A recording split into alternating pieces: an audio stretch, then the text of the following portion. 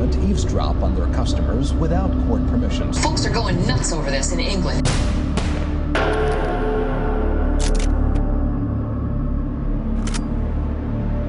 After the 7/7 bombings, the government had to act decisively to prevent violent extremism and stem the rise of Generation Jihad.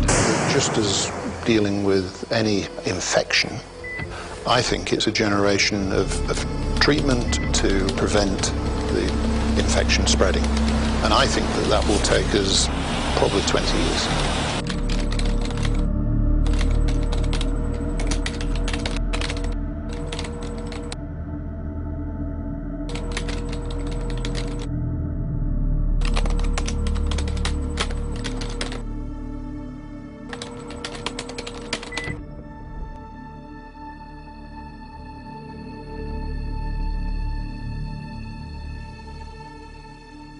If we use a standard actuary employed by major insurance companies to calculate the probability of these events coinciding in a 10-year mean, we learn that the probability of this happening is greater than 1.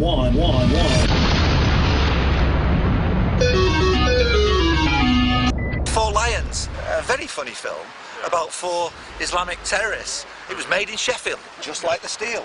Yeah. And it was buffoonish. And we had a laughable MI5 making all sorts of mistakes. But the success of that film was that it reinforced the perception in the minds of the British public that we have a threat from Islamic terrorists.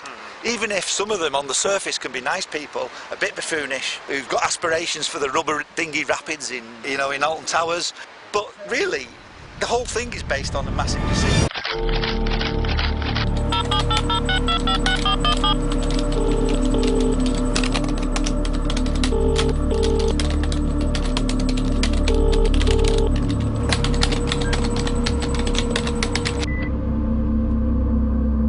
And it's fooling the British public. And the British public need to wake up and realise that it's all part of a mind control system.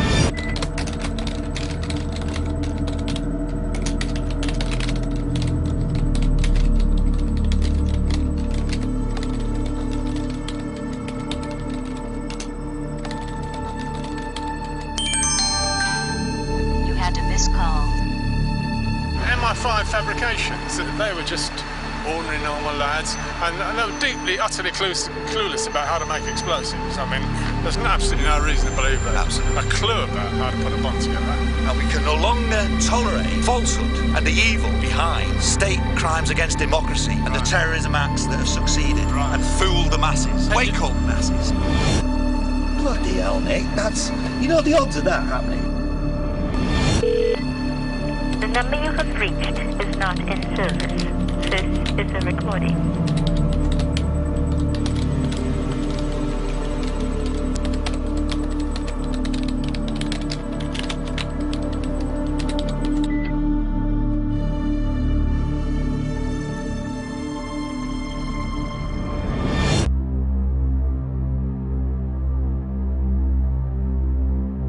$100,000 million to 1 is incredible. It's one thing this reminds me of. What's that, mate? On July the 7th, when Peter Power claimed to be having a terror drill on just the same 3 tube stations, on just the same time in the morning, on just the same date of July the 7th, and people did the calculation. It was about what we've just seen here. We're talking about the 3 tube stations. Exact time? 1 in a billion. Yeah, he was pretty well exact. And he predicted that? He was doing it, not just predicting, but they were doing it there at that time. Exactly, when the bombs went off? This astronomical level of improbability. I'll have to look into that, Nick. I wonder whether it could indicate that something wasn't right about the government story. Well, I'm tired of tossing these coins. Let's have a game of cards, Tony. It's a nice summer day. You're bored now, nice summer afternoon. Yeah, right. What do you want to play? Well, I like the odd game of Snap now and then. Oh, that's my favourite game too. Right. Good shuffle.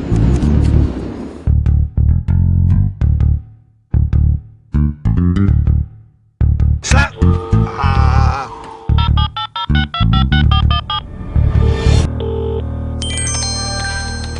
You had a missed call.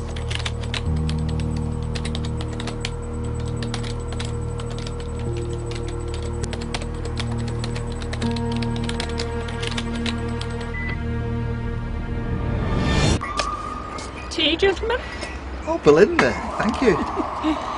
Belinda, what are you doing? Why have you got these glasses on? And what's that? Well, this is Lady Justice Hallett, who's very important in the justice system of this country. Really? A symbol of justice, if you like, and I'm a campaigner for justice. And at this time of night, why are you wearing specs? Ah, these are the mystery glasses, you see, because these have helped me see what's really going on. Would you like to try?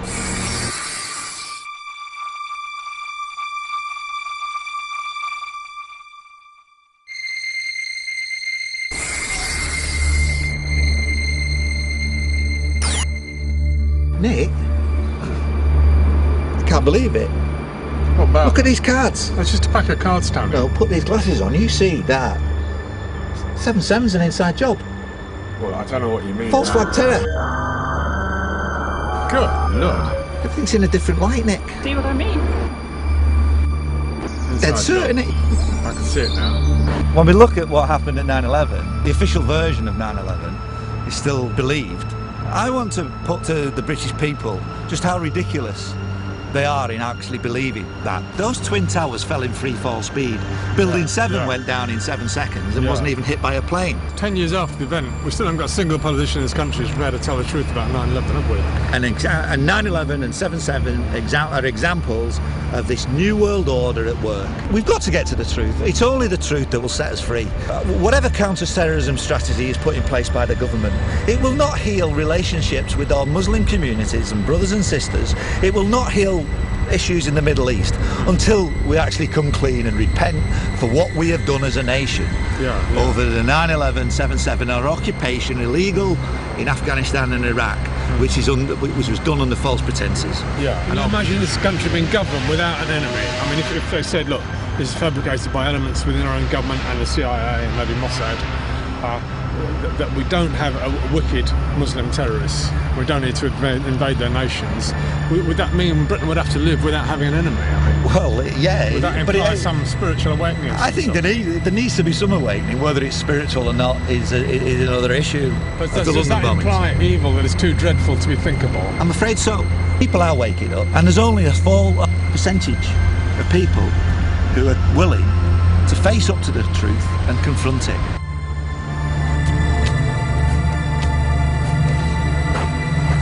Tony Blair. In 2005, Tony Blair said it would be a ludicrous diversion to have an inquiry into the London bombings. 2005, Tony Blair said that this was carried out in the name of Islam. This was before there was any evidence to suggest as much. This was actually on the same day. Tony Blair sent us to war in Afghanistan and Iraq based on the lies being the weapons of mass destruction that never were in Iraq. Peter Power, a czar of terror drills. Right after July the 7th, on the afternoon, what did he do?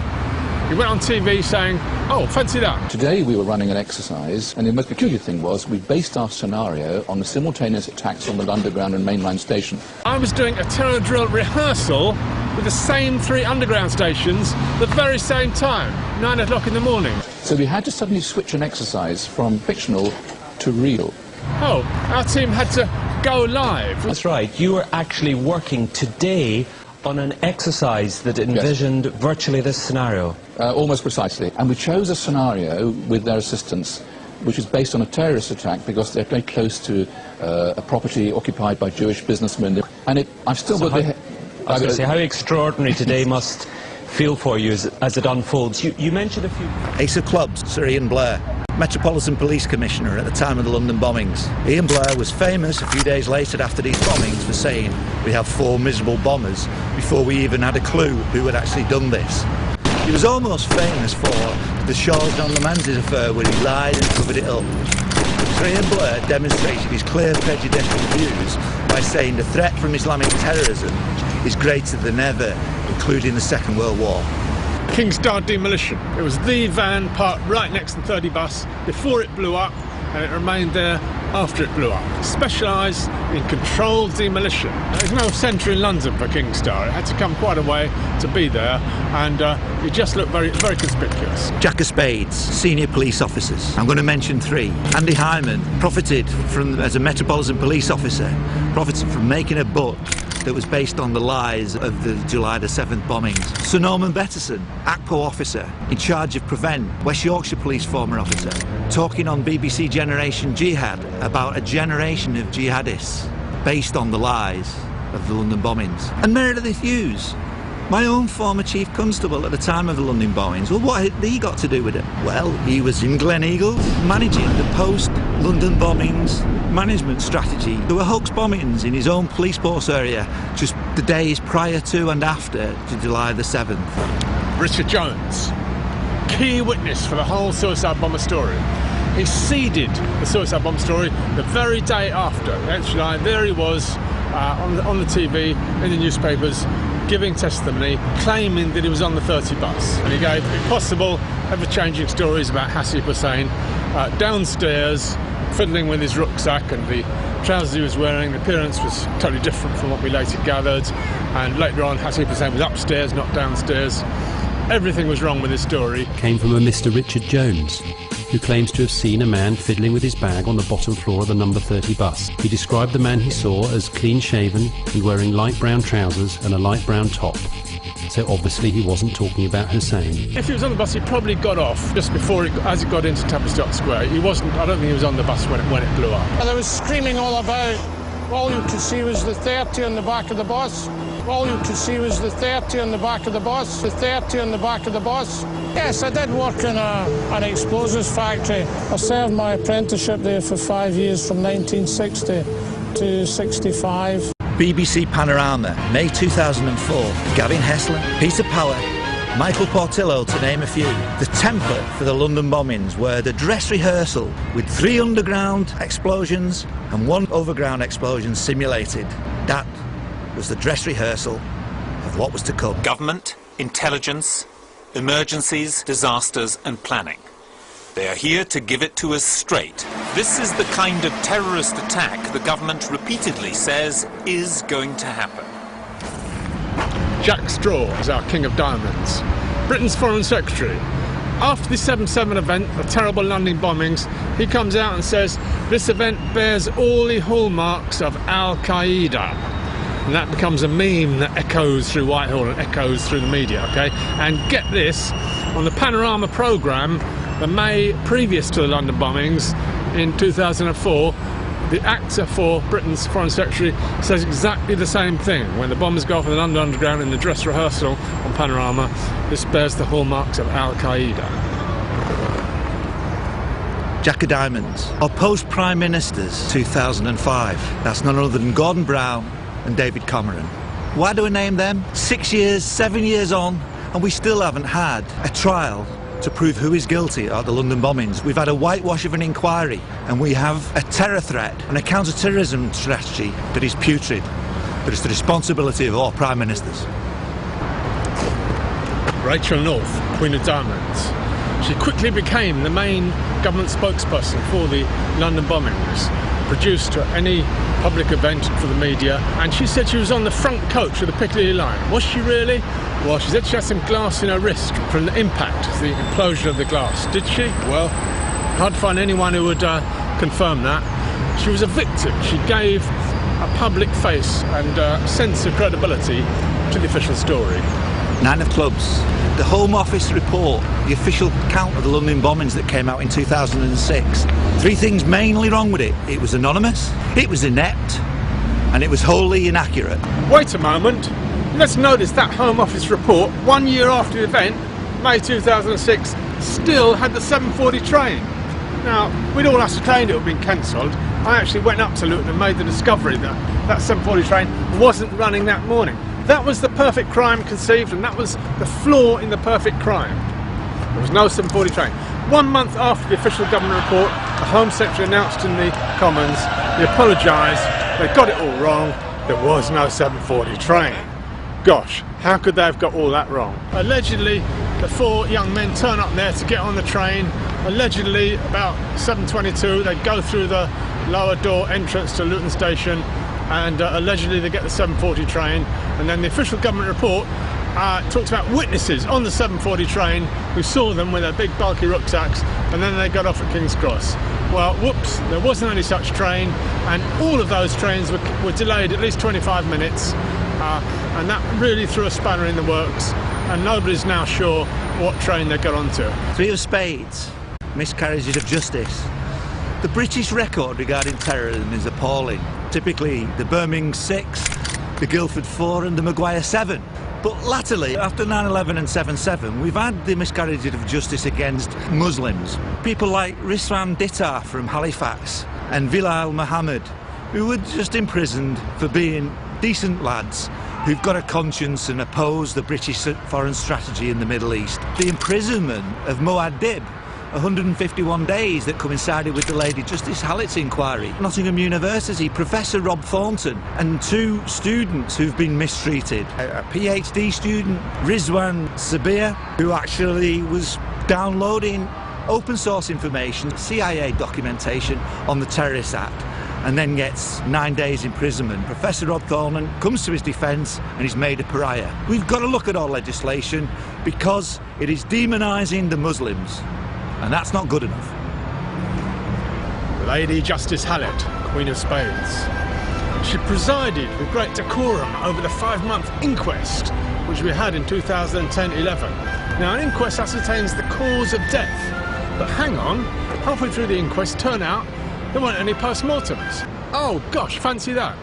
The biggest attack on London since the Blitz, and nobody did any post-mortems. It took all of her decorum and gravitas to keep it going as an inquest with hundreds of witnesses and a smarmy official lawyer to make sure nobody got off the track of what they were supposed to say, help the odd fake witness along. I think she managed that job quite well, but it wasn't justice. 4 of spades. Draconian legislation and an erosion of our civil liberties. Just prior to the London bombings, we had the Inquiries Act of 2005 coming up, which really gave government full control of how they would manage inquiries, such as the investigations into what really happened in London in the London bombings. But prior to that, we'd had the Terrorism Act from 2000, and we've also had the Terrorism Act updated in 2006. And all these legislations that are coming in, issues such as extradition to the United States of America, are all meant as an erosion of our civil liberties. Our Jack of Clubs, Bob Kiley, who was appointed head of London Transport by Red Ken a couple of years before the London bombings. He was presently a member of the Council for Foreign Relations. That's America's top policy-making organisation.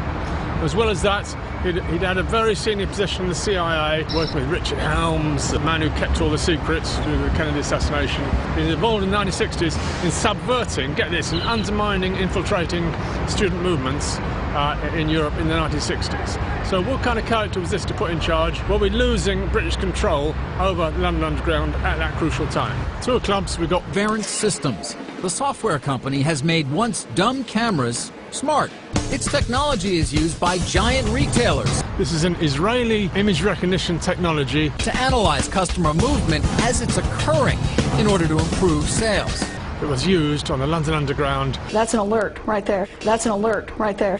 And all the CCTS cameras had various connections with other security firms to do with phone tapping and so on. Verint system is only in its infancy. People were very suspicious of how come we had this foreign company that had moved in to the London Underground just a year or 2 before, and what kind of role did it play? Our job as a vendor is to provide solutions for them to really do the things that they need to do. Part of the whole story of July 7th is the way all the CCTV switched off at a crucial time. It just wasn't functioning. I would say the sky's the limit. Just as it was with 9/11. If Verint Systems were running everything during the London 7/7 bombings, Stagecoach, London Underground, and it all switched off on the bus and the Underground at the crucial times, then how is it that they didn't lose their contract, and how is it that they are still operating on London Transport to this day? 7 of clubs. HSBC Bank. What happened at Canary Wharf is the great mystery, because there were certainly reports going around, incidences such as assassinations, such as massive police presence, that went around in various reports, up to 19 of them, There was also a lock-in, including HSBC, where plenty of staff were locked in the premises. What on earth went on at Canary Wharf? There's been total denial. Senior management with HSBC and everybody who was locked in need to tell the truth and expose what happened. Benjamin Netanyahu. He had been busy banging the drums for war with Iran, yes, even then, and he was in London for a conference, a big economic conference of Israel. He was warned just before he left his hotel not to go out that day because of what was about to happen. 6 minutes before, he received a warning. So then there was a lot of debate between Scotland Yard and Mossad who had given the warning first, okay? But this was fairly clarified by an interview with the head of Mossad in a German newspaper, clearly stating that they had advance information of this terror attack. We can't help noticing, making comparisons with the event of 9/11, where there was evidence for Israeli foreknowledge that could hardly be escaped. Six of spades, the British press. Why won't they allow anything to challenge that narrative within the press? Where is the ethical side of our press at the moment? 52 people lost their lives, and where 4 alleged bombers were assassinated, almost certainly. It's just not good enough. Stagecoach, this is our 10 of clubs. This was the bus depot where the 30 bus was residing the weekend before it blew up. And there was an anonymous but quite credible testimony posted on the Alex Jones Show, a website. 2 people who weren't normally there had spent the weekend going over doing maintenance work on this bus. And as we all know, on the day, the CCTV mysteriously didn't work on that bus. Gosh, what a surprise. And then the top neatly lifted off, looking as if it had been cut round the end with some giant tin opener, a very level surface all along the top. And we could see in one corner where a bit of the top was hacked along, where it hadn't quite torn properly. That bus had been prepared for what happened to it, okay? And Stagecoach was the place where we believe that hanky-panky was done. Operation Atlantic Blue, in May of 2005, just months before the event. This was a huge terror drill with bombs simulated, with 3 bombs going off on undergrounds, synchronising with a major international summit. Well, how about that? It was a joint British-American terror drill, and all echelons of the British government were involved. Imagine an event where you have, for example, you have walking wounded being carried into hospitals, and you have some things really happening on the street, other things make-believe on computer screens. Imagination in preparation for the actual event. Okay, 9 of spades. This is Operation Hanover. This was a police terror drill, and it only came out at the inquest. We didn't know about it before, and it was just the very beginning of July 2005, and it was 3 bombs going off. It was a 3-fold event in central London, and the police had to have a terror drill responding to it. Gosh, fancy that. And at the inquest they explained that was why they're so well prepared for the July 7th bombing, because they'd rehearsed something like it the week before. They didn't seem to see anything very suspicious about this. Excellent bit of research by the July 7th cruise team in London, and it was about at least the 4th major terror drill rehearsal before the actual event happened. Rudolph Giuliani. What was he doing in London? What was he doing in England? Oh, he was having breakfast just at Liverpool Street Hotel when the bombs went off right underneath him. Gosh, didn't something similar happen a few years ago when he just happened to be at Ground Zero, Building 7, when the whole thing blew up, and he suddenly started managing the whole of Ground Zero as the mayor of New York. Did a fine job of stopping photographers being allowed to photograph Ground Zero, basically fencing it all off.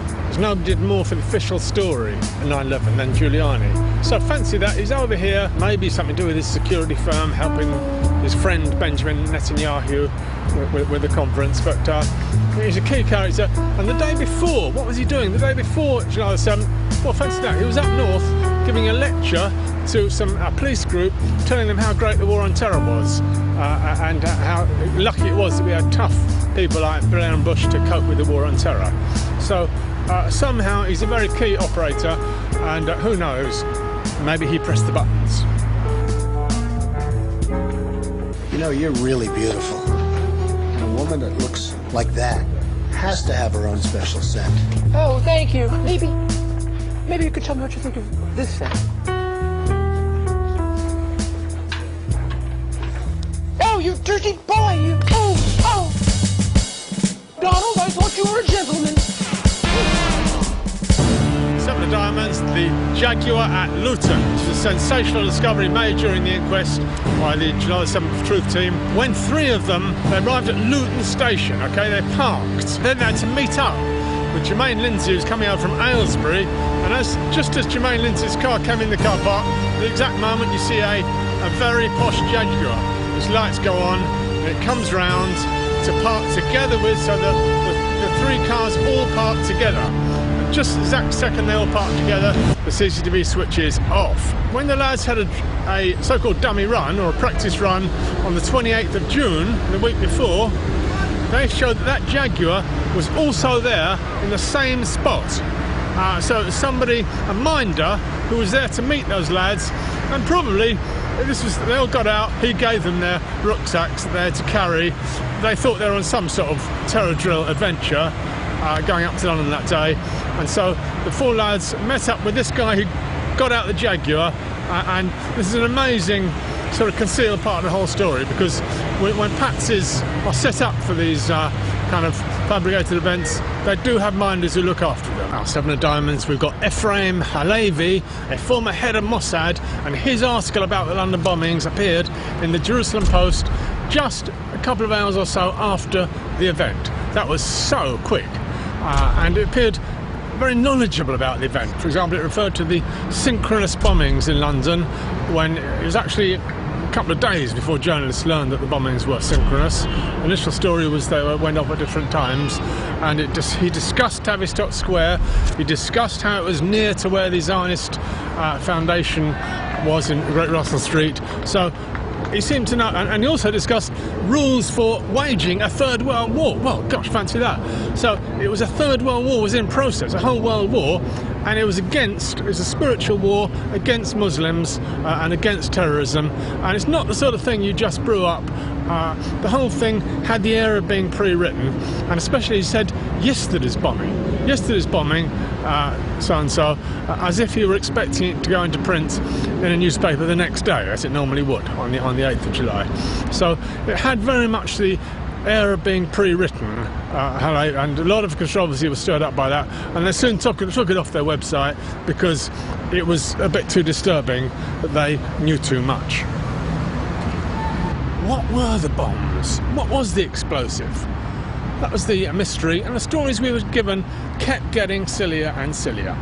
To start with, it was C4, that's in all the films about, it's a NATO high-powered explosive, and real experts said they thought there were traces of something that might have looked like C4, which is a military-grade explosive around the trains. That was the first story, okay? Within a week, the suicide bomber started to develop. They were up in Leeds, and it was something called TATP. What was that? Well, it was a detonative explosive, and they were supposed to brood it up in the bath with a bit of sulfuric acid, a bit of acetone, and of course a bit of hydrogen peroxide. Hydrogen peroxide always figures in these daft home terror stories we're given, and it was chemically totally impossible. Wherever they thought they got peroxide from, you cannot buy strong or concentrated peroxide, and no, you can't concentrate it by boiling it up in a saucepan, okay? So that got ridiculed for a year or two, and then by the big trial in 2008, lo and behold, TATP had disappeared entirely, and we got instead, it was black pepper and peroxide. You mix black pepper and peroxide, and where did they get the idea of black pepper and peroxide? Well, if you remember, you probably don't, but there was a 21st July story which was chapati flour and peroxide, and the lawyers successfully got these guys in jail for 40 years with chapati flour and peroxide as their sort of mock bombs that didn't go bang. So a sort of analogy was made from those to black pepper and peroxide, and that is the last final story. And so then the inquest had to try and allege that they had black pepper and peroxide traces found in the bomb factory in 18 Alexander Grove. If you believe that, you believe anything. The Edgware Road underground train. It was ascertained this had 3 large holes in its floor. The damage did not resemble that from a rucksack within the coach. No, it resembles something much more underneath the coach, with metal bent upwards. A whole lot of harrowing accounts of survivors in the dark coming across those 3 different holes. Obviously the official inquest didn't want to say that, but it's quite clear from their story that we got major experience of different holes in that Edgware Road train, and with people falling into the holes, terrible accounts of them falling into the car. One of them, somebody dies in a hole. But you've got a story utterly and forever incompatible with a single suicide bomber. Force Reconnaissance Regiment. This was a newly set up branch of the British Army, a bit like the SAS. It's quite secretive, but it turned up in the de Menzies story. There was an FRR, sort of secret agent, and they appear as seconded over from Ireland. Their bomb-making skills, very secretive, and really quite above the law. When the Canary Wharf stories were coming in, the people being shot at Canary Wharf, was this the FRR that had done this? It did look rather like it, and then they turned up some months later in Basra, in Iraq. They were in disguise, and they were planning to set off some bombs in a mosque, looking like an Arabs had done it. And they were very, very important, these people. They were arrested, they were busted out from their prison in Basra, and we never even told their names or anything.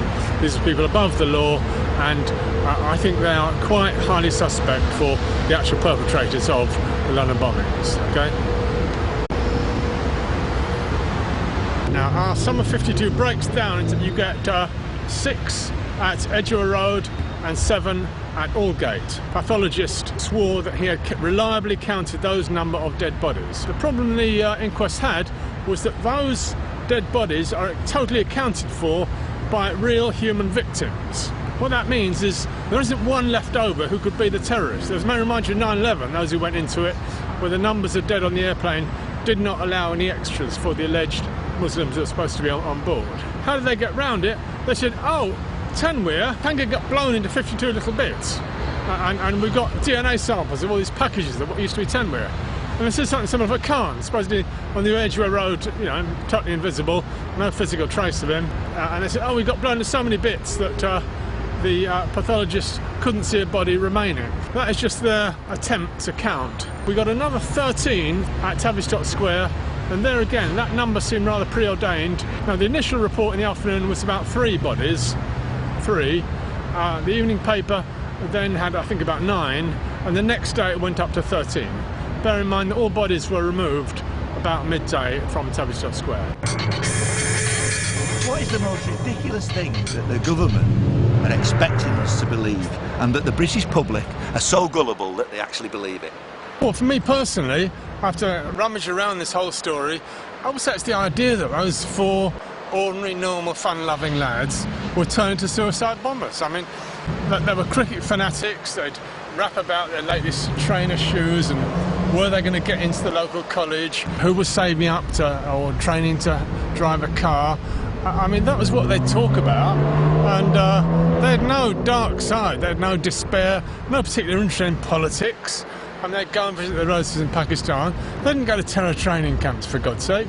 Just part of their culture. I think the desperate, convoluted efforts to find some terroristic side is just MI5 fabrications. There's loads of fabrication, but they were just ordinary, normal lads, and they were deeply, utterly clueless about how to make explosives. I mean, there's absolutely no reason to believe that. Absolutely. A clue about how to put a bomb together.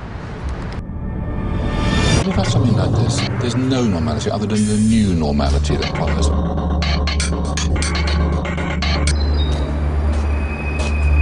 Hey Belinda, Jack of Hearts. Wonderful these glasses, by the way. Oh, good. David Shayler, what's become of him? Is he? Some people have heard it said he's still an MI5, even though he was a whistleblower. No. He lived with me for 2 years, so I know him about as well as anybody. And in fact, he used to have a joke that when he was living in my house, if people he heard rumours that he might be working for MI5, he said the only person in this house still working for MI5 is Eddie the cat. Eddie the cat? Yeah. And that's Shayla's cat? Yes. Eddie, come here. Eddie, there's a good boy.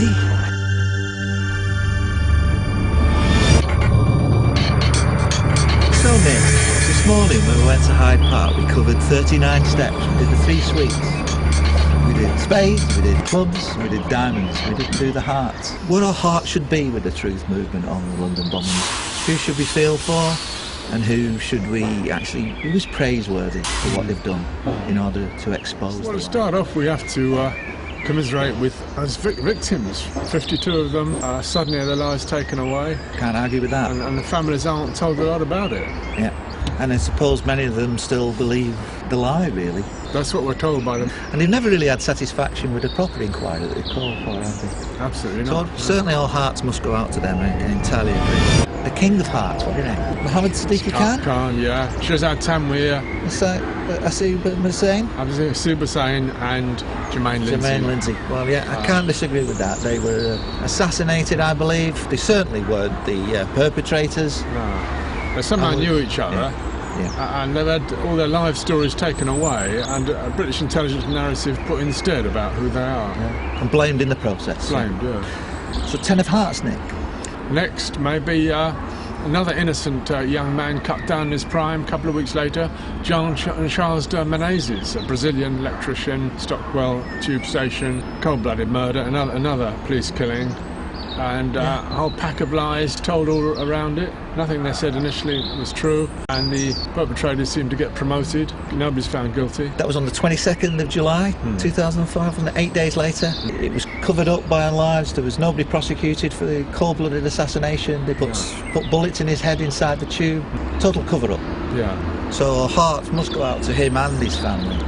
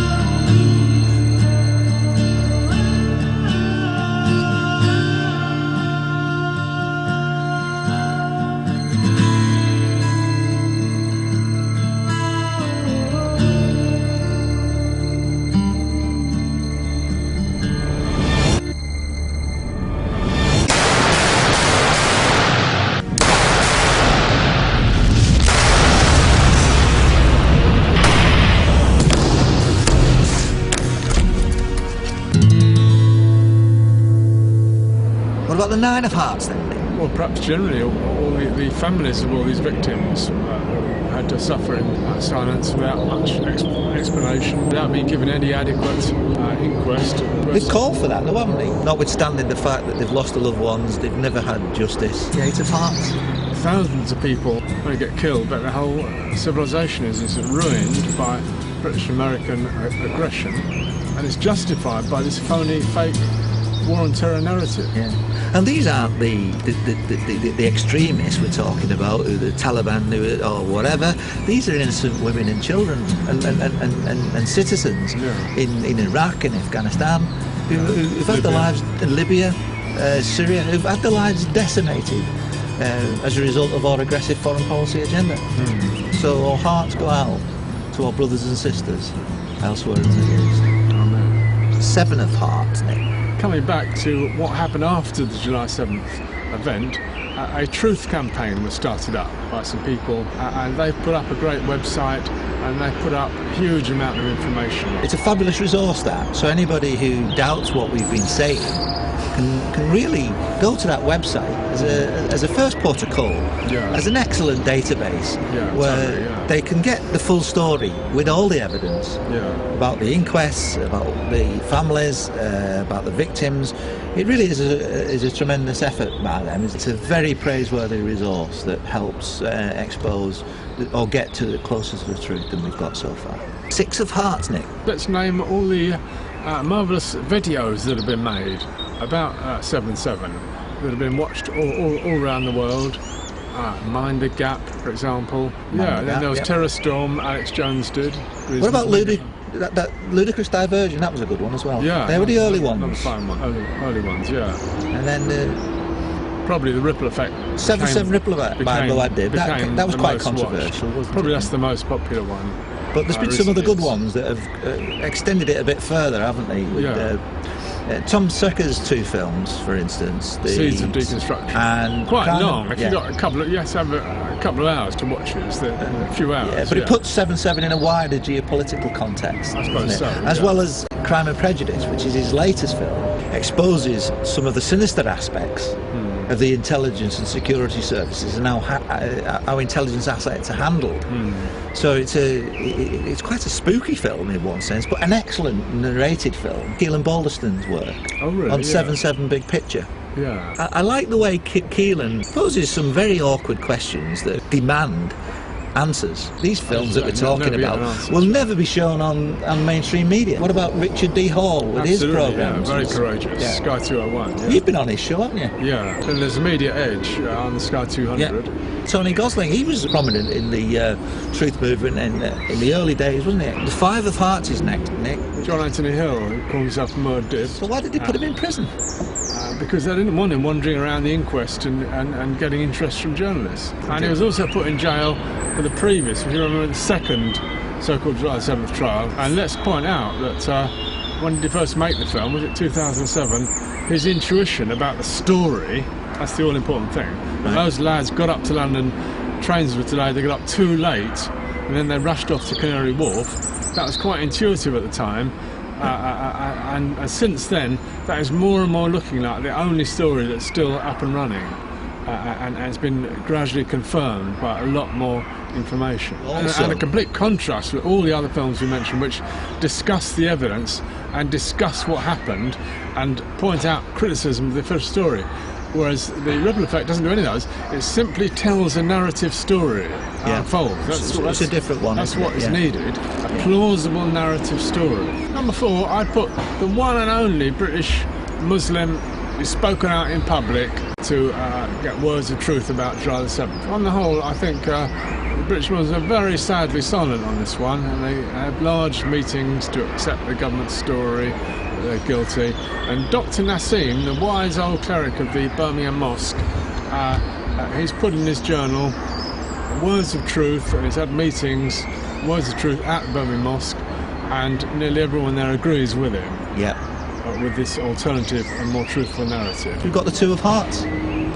Well, I guess it has to be you, Tony. I mean, you stood up for telling what was what, and you got chucked out of the police force, and that had a terrific shock, inspirational effect all around the world. I don't think there's room for me, because I think that, quite frankly, what you've done in writing this is, to my mind, the equivalent of the Bible of the London bombings. You want to know what's happened in relation to that, people need to get hold of Terror on the Tube. And this is a wonderful piece of work, and I congratulate you on it, and it's been very influential in me since the light came to me on this. Yeah, well, thank you, Tony. I came from being with all the wonderful people in the London's 9/11 Truth Movement, and also the July 7th Truth Movement, and sort of working with them over years, that I was able to put things together in this. The problem is here, Nick, though, we can't both give the 2 of Hearts. There's only one of us on the card. Yeah. I'll tell you what, Nick, I'm going to toss.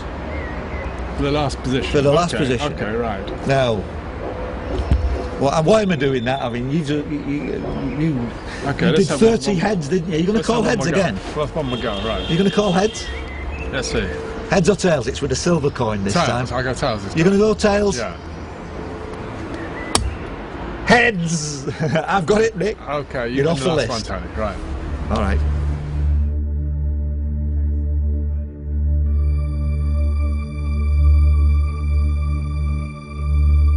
So my joker in the pack, out of all of this, is 9/11 and the 9/11 connection.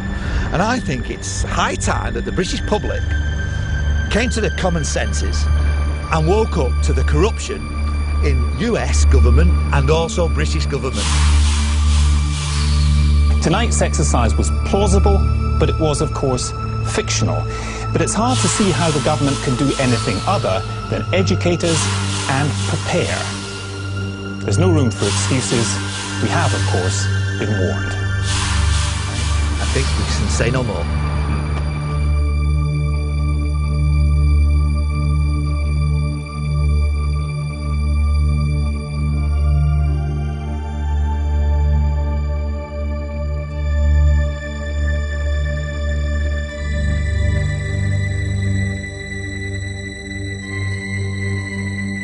It's 10 years after the event, we still haven't got a single politician in this country who's prepared to tell the truth about 9/11, have we?